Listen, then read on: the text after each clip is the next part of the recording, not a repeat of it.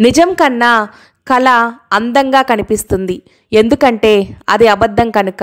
అబద్ధం దర్జాగా బ్రతికి ఏదో ఒకరోజు చస్తుంది. నిజం రోజు చస్తూ ఏదో ఒకరోజు బ్రతికి భవిష్యత్తుకి చరిత్రగా మారి నిత్యం బతుకుతుంది. ఒక్క అబద్ధం చెప్పడం వల్ల పోయిన నమ్మకం 1000 నిజాలు చెప్పినా రాదు. నిజం చెప్పే ధైర్యం లేనప్పుడే అబద్ధం చెప్పాలనే ఆలోచన వస్తుంది. అబద్ధాలు చెబితే అబద్ధాల వెనక మీరు పరిగెత్తాలి. అదే నిజం చెబితే మీ వెనుక నిజం పరిగెత్తుకొస్తుంది.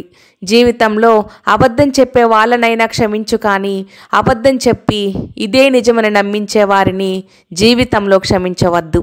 అబద్ధం చెప్పేవారు 1,00,000 చెబుతారు, ఎందుకంటే వారి దగ్గర 1,00,000 కథలు సిద్ధంగా ఉంటాయి.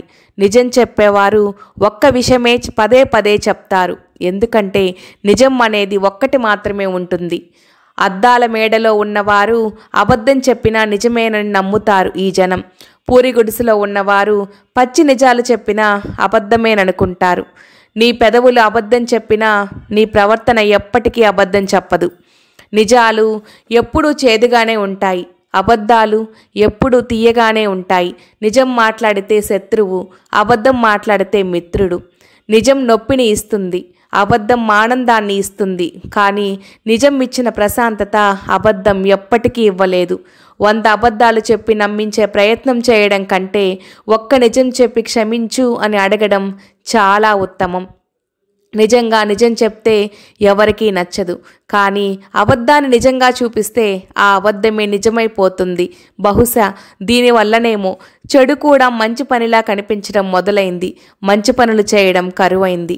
మనం చెప్పింది అబద్ధం అయితే దానిని నిరంతరం కాపాడుతూ ఉండాలి, కానీ మనం చెప్పింది నిజమైతే అది నిరంతరం మనల్ని కాపాడుతూ ఉంటుంది. ఇదే అబద్ధానికి నిజానికి ఉన్న తేడా. నిజం చెప్పి బాధ పెట్టినా పర్వాలేదు, కానీ అబద్ధం చెప్పి మోసం మాత్రం చేయకూడదు. అబద్ధాన్ని చెప్పాలంటే 100 దారులున్నాయి, కానీ ఆ అబద్ధాన్ని ఆపాలంటే ఒక్కటే దారి, అదే నిజాన్ని చెప్పడం. ఈ రోజుల్లో నిజం నిదానంగా నడిచి వచ్చేలోపు అబద్ధం అందంగా తయారై అందరినీ తన వైపు ఆకర్షింపజేస్తుంది. అబద్ధం మనిషి యొక్క విలువను కూల్చేస్తుంది.